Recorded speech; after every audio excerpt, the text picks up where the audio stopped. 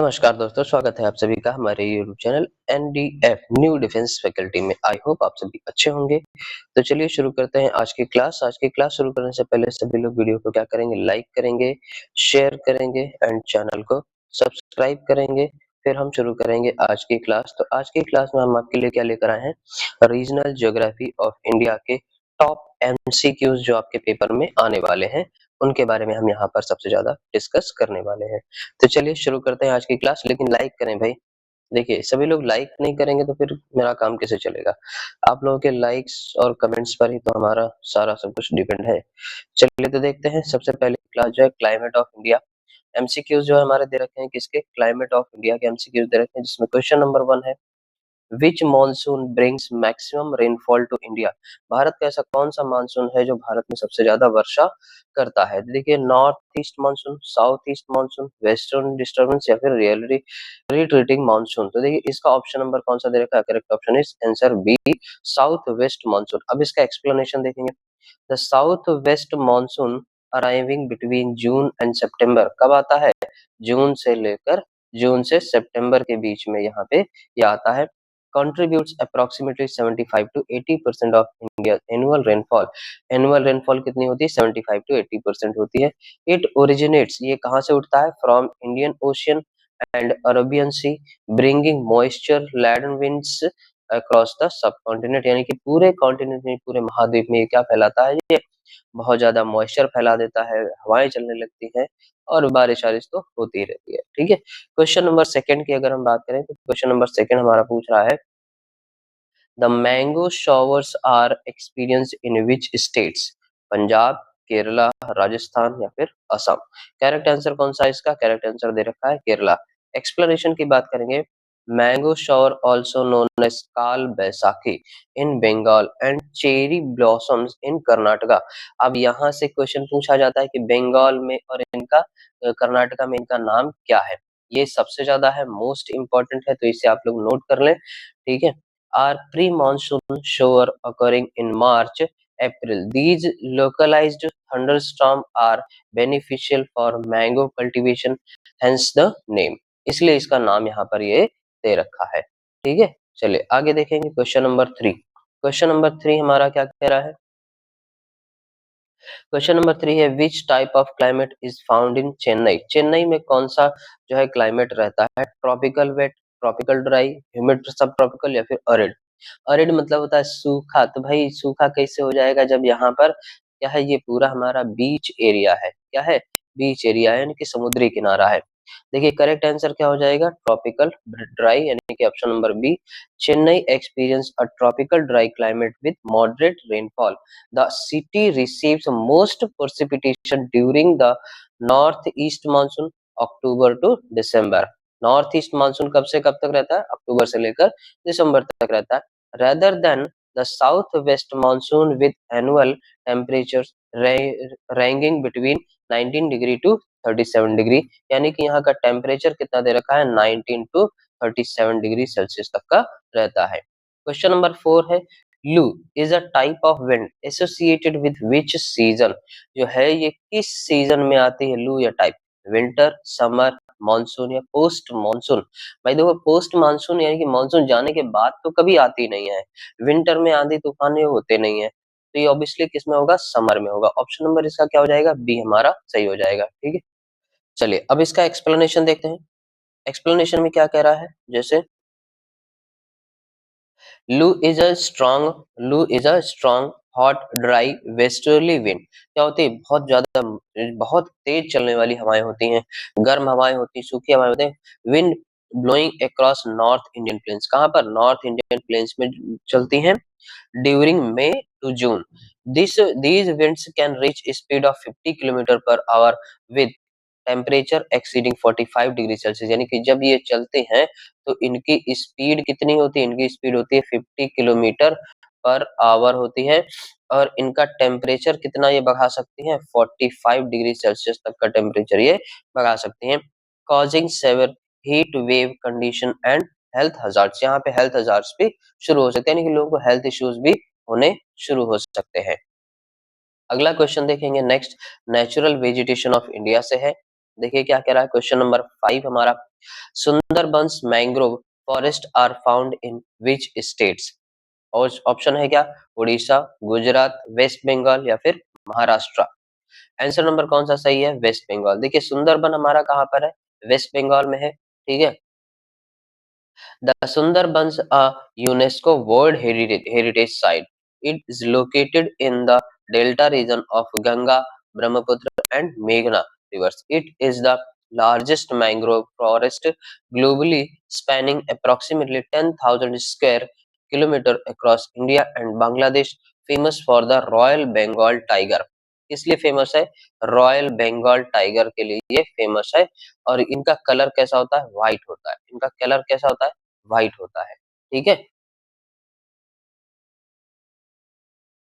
Next question देखेंगे, question number 6 हमारा, which tree is known as the flame of the forest? किसे कहा जाता है फ्लेम ऑफ द फॉरेस्ट के रूप में, किसे जाना जाता है? टीक, पलाश, साल या फिर शीशम। क्वेश्चन नंबर बी है क्या हमारा, पलाश। अच्छा पलाश क्या है, ये यूपी का स्टेट फ्लावर है। क्या है ये, स्टेट फ्लावर है, ये आप लोग याद रखें, ठीक है। चलिए अब देखेंगे इसका एक्सप्लेनेशन। पलाश जिसे कहा जाता है Butea monosperma is called the flame of the forest due to its brilliant orange red flower. It is found in tropical and sub tropical deciduous forest across India. The tree holds culture significance and its flower are used in traditional medicine and natural days, ठीक है, dies.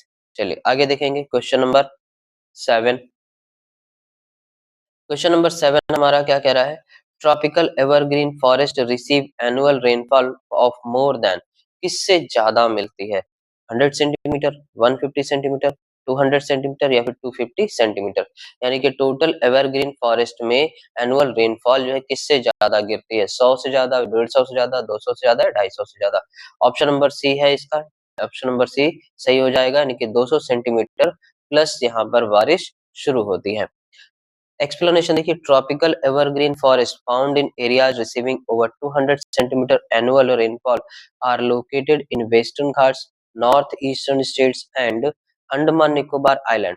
These forest maintain their green cover area around with dense canopies. मतलब ये बहुत ज्यादा घने यहाँ के जो जंगल है, बहुत यहाँ पे क्या है, घने जंगल है, ठीक है। क्या है ये, यहाँ पे घने जंगल है, इसलिए यहाँ पर, जहाँ पर ज्यादा घने जंगल या पेड़ पौधे ऐसा एरिया होगा, वहां पर बारिश होने की संभावना ज्यादा बढ़ जाती है, ठीक है।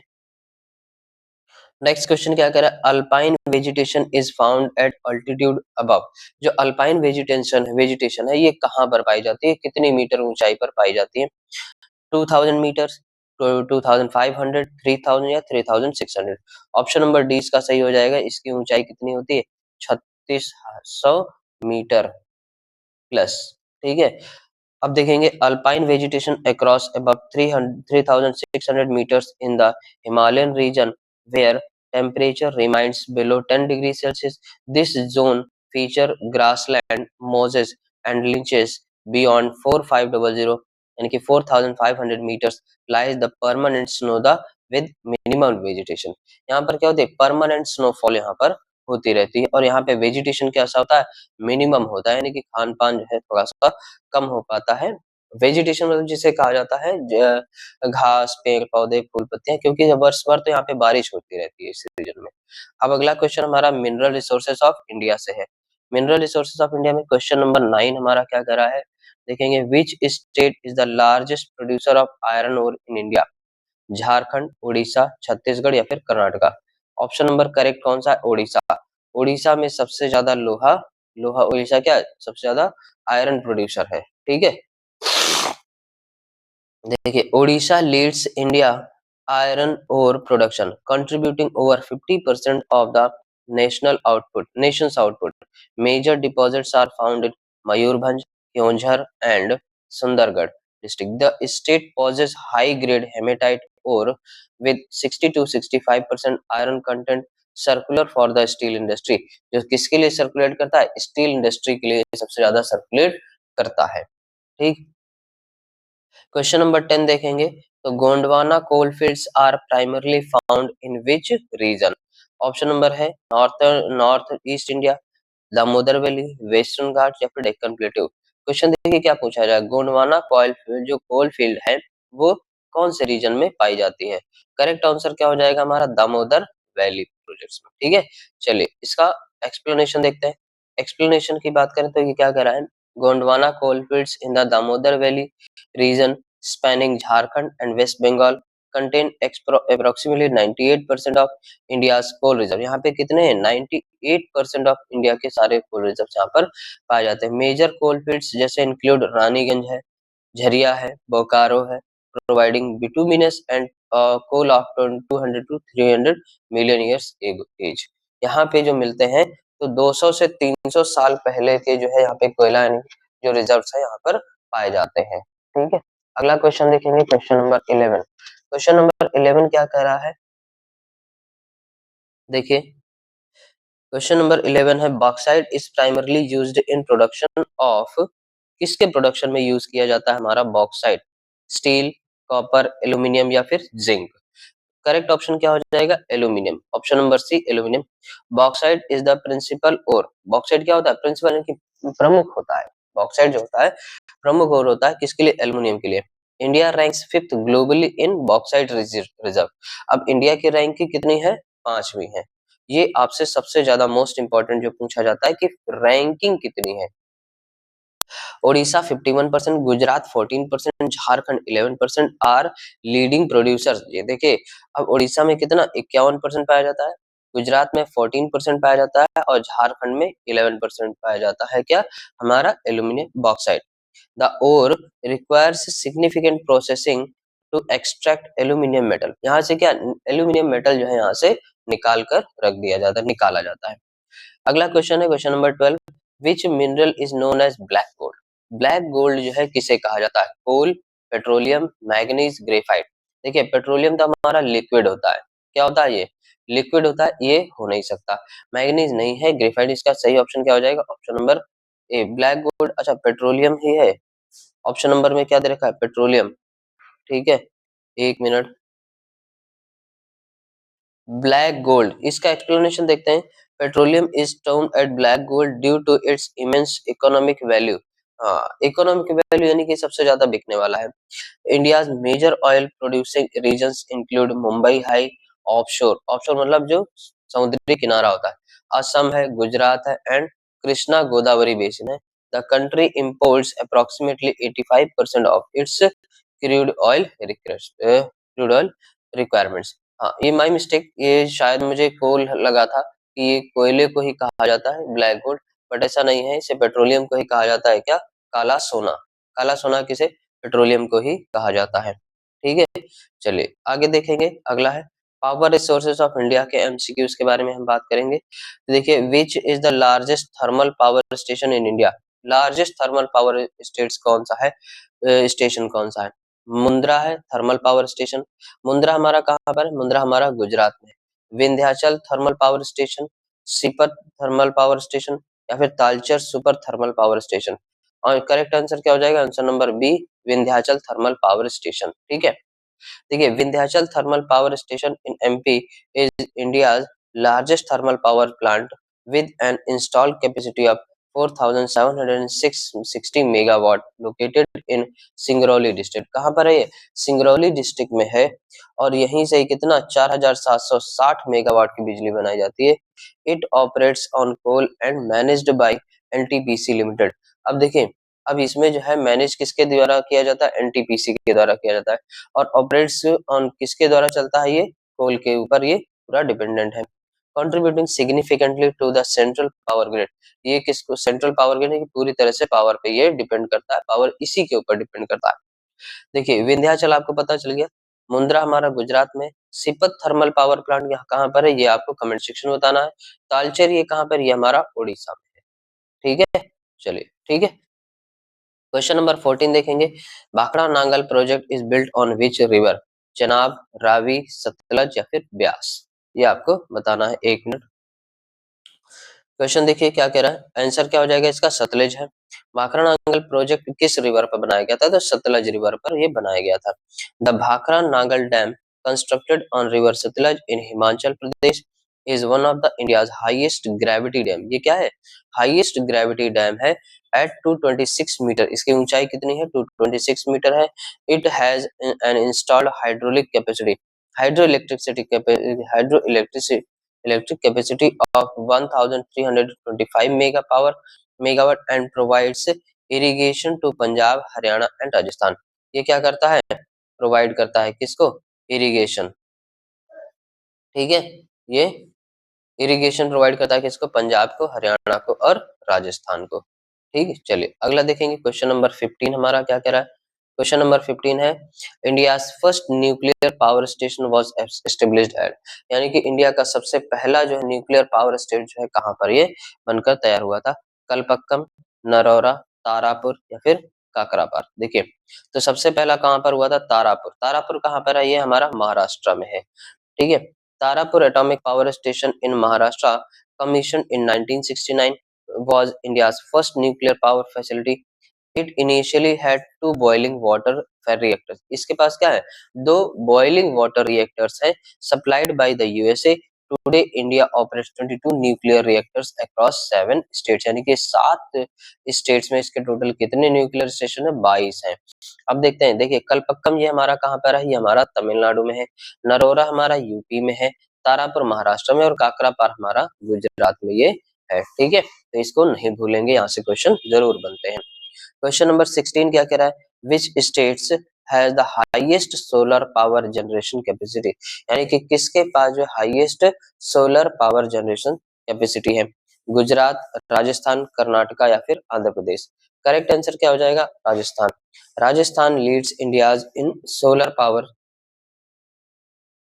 solar power or generation with over 18,000 megawatt installed capacity.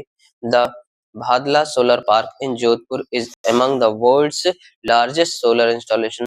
The state's abundant sunshine and vast desert area provide ideal condition. इसके लिए ideal condition कहाँ से मिलती है?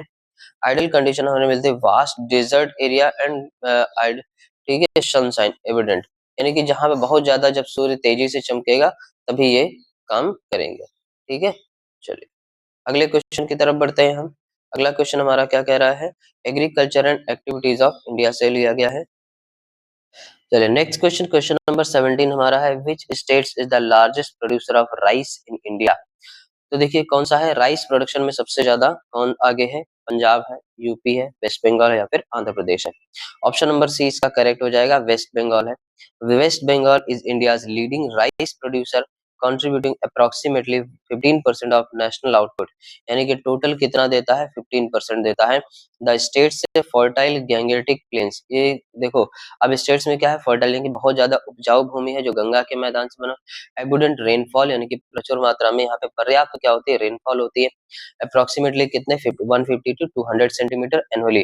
पूरे साल भर में कितनी होती है? 100 से 200 सेंटीमीटर यहाँ पर बारिश होती है.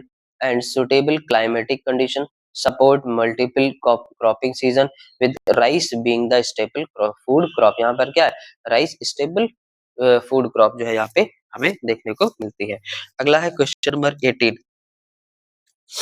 क्वेश्चन नंबर 18 क्या कह रहा है? Green revolution in India was primarily associated with. किसके द्वारा जो है एसोसिएट? देखिए, rice and sugar cane, wheat and rice, cotton and jute, pulses and oil seeds. Correct answer क्या हो जाएगा? Wheat and rice. Option number B इसका सही हो जाएगा. The green revolution 1960-17 transformed India's agriculture landscape through high yielding variety, जिसे कहा जाता है HYV बीजों का प्रयोग करना, chemical fertilisers and improved irrigation for water and wheat and rice. Punjab, Haryana and western Uttar Pradesh became granaries of India. ठीक है, यानी कि यहाँ पे जो है क्या कह रहा है कि पंजाब, हरियाणा और वेस्टर्न जो यूपी है उसने इसे क्या किया? जनरेट किया. ठीक है, सबसे ज्यादा इंपॉर्टेंट रोल प्ले करते हैं यही स्टेट्स. क्वेश्चन नंबर 19 की अगर हम बात करें तो क्वेश्चन नंबर 19 हमारा क्या कह रहा है? Black soil is most suitable for the cultivation of. Black soil जो है किसके लिए सबसे ज्यादा इंपॉर्टेंट होती है? राइस, व्हीट, कॉटन या फिर जूट. देखिए किसके लिए होती है? ये कॉटन के लिए होती है. कॉटन के लिए अगर हम देखिए पहले इसका एक्सप्लेनेशन देख लेते हैं. Black soil, regular soil is ideal for cotton cultivation. Due to its high moisture retention. यहाँ पर देखिए मतलब नमी जो है ये इसमें देर तक बनी रहती है। नमी क्या है? देर तक बनी रहती है। क्ले कंटेन चिकनी मिट्टी होती है। क्या होती है ये? चिकनी मिट्टी होती है। फिर एंड रिच कैल्शियम कार्बोनेट, इसमें कैल्शियम कार्बोनेट पाया जाता है। Found extensively in Deccan plateau, ये कहाँ पर पाई जाती है? डेक्कन प्लेट्यू में पाई जाती है, जिसमें क्या आता है? महाराष्ट्र आता है, गुजरात आता है, मध्य प्रदेश है। It is also called black cotton soil, इसे जो है ब्लैक कॉटन सॉइल भी कहा जाता है। क्वेश्चन नंबर 20 देखेंगे क्या कह रहा है। Which cropping season occurs between October and March? Kharif, rabi, zaid या फिर पेरेनियल? करेक्ट आंसर क्या हो जाएगा? Rabi. Rabi crops are sown in October to November and harvested in March and April. Major rabi crops include wheat, barley, mustard and gram. यहाँ पर देखिए major रबी crops कौन कौन सी हैं? गेहूं है, जौ है, तिलहन है और चना है। These crops require cool growing season and warm harvesting season. यानी कि इनको जो है उगने के लिए बहुत ज्यादा ठंडा मौसम चाहिए होता है, लेकिन जब उगने के लिए ठंडा मौसम चाहिए होता है और इनको काटने के समय इनको गर्म मौसम चाहिए होता है विद मिनिमम रेनफॉल रिक्वायर। इनको जो है रेनफॉल की ज्यादा रिक्वायरमेंट नहीं होती है, इनको कम बारिश की इन्हें आवश्यकता होती है। ठीक, चलिए क्वेश्चन नंबर 21 देखेंगे। मोर एग्रीकल्चर एमसीक्यूज के बारे में है। Which state is known as the spice garden of India? Tamil Nadu, Karnataka, Kerala या फिर आंध्र प्रदेश? सही ऑप्शन क्या हो जाएगा? Kerala. Kerala with its humid tropical climate is India's spice capital, producing cardamom, cardamom मतलब इलायची, pepper, clove, cinnamon and nutmeg. The western Ghats provide idea elevation. Rainfall कितना होता है यहाँ पे? Rainfall 250 to 300 centimetre. And temperature conditions Kerala contribute 90% of India's cardamom production, यानी कि सबसे ज्यादा क्या होता है? इलायची का प्रोडक्शन यहाँ पर सबसे ज्यादा होता है। क्वेश्चन नंबर 22 देखिए। Sugar cane is an example of which type of crop? Rabi, kharif, zaid या फिर कैश क्रॉप? तो शुगर केन जो हमारी होती है यानी कि गन्ने की खेती होती है, उसे हम लोग किस में रखते हैं? ऑप्शन नंबर क्या हो जाएगा? डी नंबर में, यानी कि कैश क्रॉप में ये हो जाएगा। देखिए sugar cane is a cash crop grown for commercial purpose rather than subsistence. It requires 20 to 25 degree Celsius rain temperature and 75 to 150 centimeter rainfall and 9 to 12 months growing period. इसको जो उगने के लिए कितना चाहिए? 9 से 12 महीने का पीरियड, इसे टाइम पीरियड चाहिए होता है। UP and Maharashtra are leading producers contributing 60% of national output. अब देखो महाराष्ट्र यूपी प्लस महाराष्ट्र, इसमें कितना होता है? 60% होता है टोटल इंडिया का sugar cane production. Question number 23 देखेंगे। Operation flood is associate, operation flood जो था वो किससे रिलेटेड था? फिशरीज से, मिल्क प्रोडक्शन से, इरिगेशन से या फिर फॉरेस्ट्री से? ऑप्शन नंबर 20 का सही हो जाएगा, किससे था? मिल्क प्रोडक्शन से था। ठीक है। ऑपरेशन फ्लड 1972 से 96 launched by doctor Verghese Kurien was the world's largest dairy development programme. जो किसके लिए, जो क्या लाए थे? World largest dairy development programme लाए थे। It transformed India from milk decent deficient nation to the world largest milk producer through cooperative society and improving breeding practices. ठीक है, चलिए आगे देखेंगे। Question number 24। Industrial region, industrial region of India में क्या आ जाएगा? देखिए क्वेश्चन नंबर 24 है। Which city is known as the Manchester of India? Ahmedabad, Surat, Mumbai या फिर कोयम्बटूर? देखिए मैनचेस्टर ऑफ इंडिया की अगर हम बात करें तो हमारा ये कौन सा है? अहमदाबाद है।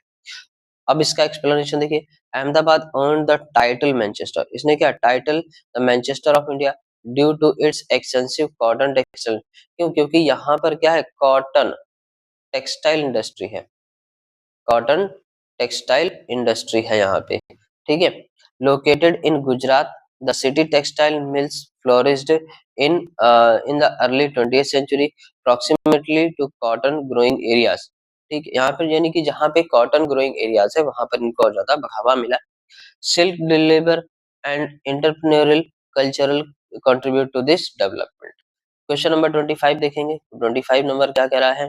देखिए Jamshedpur is famous for which industry? जो जमशेदपुर है वो किस इंडस्ट्री के लिए हमारा फेमस माना जाता है? ऑप्शन नंबर ए है टेक्सटाइल, बी है आयरन एंड स्टील, केमिकल या फिर सॉफ्टवेयर। करेक्ट आंसर क्या हो जाएगा? Iron and steel. Jamshedpur founded by Jamshedji Tata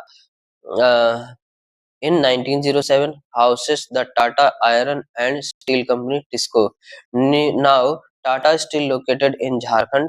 It benefits from proximity to iron ore, Odisha, Jharkhand belt, coal, Jharia and limestone deposits. यहाँ पर limestone deposit भी पाए जाते हैं। चलिए आगे देखेंगे क्वेश्चन नंबर 26। क्वेश्चन नंबर 26 क्या कह रहा है? Bengaluru is known as the capital of which industry? चलिए देखिए, अब आपसे क्वेश्चन पूछा जा रहा है कि बेंगलुरु को किस कैपिटल सिटी, किस इंडस्ट्री के लिए इसकी कैपिटल माना जाता है? ऑटोमोबाइल, फार्मास्यूटिकल, इंफॉर्मेशन टेक्नोलॉजी या फिर टेक्सटाइल। ऑप्शन नंबर सी इसका सही हो जाएगा, इंफॉर्मेशन टेक्नोलॉजी के लिए। Bengaluru Karnataka's capital is India's Silicon Valley and IT hub. The city hosts major technology companies like Infosys, Wipro and TCS. Pleasant climate, educational institution and producing skilled workforce, and government support established it as the nation's premier technology destination. Question number 27 है, which region is famous for electronics industry? Electronic industry के लिए कौन सा reason सबसे ज्यादा famous है? Mumbai Pune, Delhi NCR, Bengaluru Chennai या फिर कोलकाता हल्दिया। ऑप्शन नंबर सही क्या हो जाएगा हमारा? बेंगलुरु और चेन्नई, क्योंकि यहीं पर ही क्या है? आईटी हब है। क्या है? IT hub. देखिए, the Bengaluru Chennai corridor forms India's electronics manufacturing hub. This region host semi conductor fabrication, mobile phone assembly and electronic component manufacturing. Tamil Nadu and Karnataka together contribute over 50 to 50% of India's electronics exports. यानी कि total India का electronic export पर कितना percent है? यहाँ पे 50% यहाँ से हमें देखने को मिलता है। अगले क्वेश्चन की तरफ बढ़ेंगे। क्वेश्चन नंबर हमारा 28 है, मोर इंडस्ट्रियल रीजन्स। इंडस्ट्रियल रीजन्स के बारे में देखेंगे। Mumbai Pune industrial region is known for, जो मुंबई पुणे है वो किस रीजन के लिए जाना जाता है, किस इंडस्ट्री के लिए? Only textile industry, diverse industry या फिर only chemical industry, only automobile industry. देखिए इसके लिए क्या है? डाइवर्स इंडस्ट्रीज, यानी कि बहुत सारी यहाँ पे इंडस्ट्रीज यहाँ पे लगाई जा सकती हैं। चलिए देखिए, एक्सप्लेनेशन की बात करेंगे। The Mumbai Pune belt is India's most diversified industries region encompassing textile, chemicals, pharmaceuticals, automobiles, engineering goods and petrochemicals. Strategic location, excellent port facilities, Mumbai and JNPT, जिसे कहा जाता है Jawaharlal Lal Nehru port trust. Skilled workforce and well developed infrastructure support this industrial connection. यानी कि यहाँ पर देखिए कौन कौन से यहाँ पे हम लोग क्या कर सकते हैं? इंडस्ट्री देख सकते हैं। जैसे सबसे पहले हमारी क्या है? टेक्सटाइल है, केमिकल्स है, फार्मास्यूटिकल है, ऑटोमोबाइल है, इंजीनियरिंग गुड्स है, पेट्रोकेमिकल्स है, स्ट्रेटेजिक लोकेशन है। ठीक है, एक्सीलेंट यहाँ पे पोर्ट फैसिलिटी भी है। फिर यहाँ पे वर्क फोर्स यानी कि सस्ते लेबर मजदूर भी मिल जाते हैं, इसलिए यहाँ पर ये सबसे ज्यादा देखा जाता है। क्वेश्चन नंबर 29 देखेंगे, which states is the largest automobile manufacturer in India? Maharashtra, Tamil Nadu, Gujarat या फिर हरियाणा। ऑप्शन नंबर बी इसका सही हो जाएगा, तमिलनाडु। किस लिए पूछा? लार्जेस्ट ऑटोमोबाइल मैन्युफैक्चरर पूछा गया। Tamil Nadu is Leeds India's automobile production, contributing 35% of the country's automotive output. Chennai is called the Detroit of India. Chennai को क्या कहा जाता है? डेट्रॉइट ऑफ इंडिया कहा जाता है। With major manufacturing units of, यहाँ पर कौन सी कंपनी है? हुंडई है, फोर्ड है, रेनॉल्ट, निसान है, बीएमडब्ल्यू है एंड डाइमलर है and Daimler. The state also has extensive auto component manufacturing ecosystem. ठीक, चलिए क्वेश्चन नंबर 30 की तरफ बढ़ते हैं। क्वेश्चन नंबर 30 हमारा क्या कह रहा है? देखिए देखिए क्वेश्चन नंबर 30 है, Visakhapatnam is known for which country? Ship building के लिए, टेक्सटाइल, जूट या फिर पेपर। तो विशाखापट्टनम है वो किस लिए? शिप बिल्डिंग के लिए जाना जाता है। Visakhapatnam in Andhra Pradesh is India's major ship building centre, hosting Hindustan shipyard limited. यहाँ पर क्या HSL है, हिंदुस्तान शिपयार्ड लिमिटेड है, एंड नवल डॉकयार्ड है। यानी कि डॉकयार्ड मतलब जिसे जहाँ पर नाव वगैरह ज्यादा बनती हैं। जैसे रेलवे यार्ड होता है ना, वैसे ही डॉक यार्ड होता है। The natural harbour strategic coastal location and proximity to iron and steel sources make it ideal for ship construction and repair activities. Question number 31 देखेंगे। The first cement factory in India was established at, जो पहली cement factory थी वो कहाँ पर आपसे पूछा गया, लगाई गई थी। ऑप्शन नंबर क्या दे रखा है, चेन्नई, मुंबई, पोरबंदर या मद्रास। सबसे पहले देखिए इसका करेक्ट ऑप्शन क्या हो जाएगा, करेक्ट ऑप्शन ऑप्शन है चेन्नई। देखिए India's first Chennai factory, first cement factory the south India industrial limited was established in Chennai, then Madras in 1904. Today, India is the world's second largest cement producer after China, with major production center in Rajasthan, Madhya Pradesh and Andhra Pradesh. यानी कि ये क्या है, second largest है India में, सबसे ज्यादा cement पैदा करने वाला देश कौन सा है, सेकंड नंबर पर है चाइना के बाद। अगला देखेंगे मास्टर ज्योग्राफी। यहाँ पर टॉपिक कितने कवर किए गए, 6 टॉपिक कवर किए, टोटल एमसीक्यूज 31 एग्जाम ओरिएंटेड थे। सबसे ज्यादा जो यहाँ पे आपको जो था मोस्ट इंपोर्टेंट हमने एमसीक्यूज करा दिए। तो जिन लोगों ने नहीं देखे वो हमारी पिछली वीडियोस को जाकर देख ले। Regional geography of India part 4 में यहाँ पे इसको आपको कवर कराया गया है, और आपको सभी जितनी भी हमने ज्योग्राफी पढ़ाई है उन सभी का लिंक आपको डिस्क्रिप्शन बॉक्स में मिल जाएगा। जाने से पहले वीडियो को सभी लोग क्या करेंगे, लाइक करेंगे, शेयर करेंगे एंड चैनल को सब्सक्राइब करेंगे। साथ ही साथ बेल आइकन को जरूर दबाएंगे, क्योंकि तभी हमारी आपको नेक्स्ट वीडियो सबसे पहले मिल पाएगी। ठीक है, चलिए, thank you class, bye bye, take care.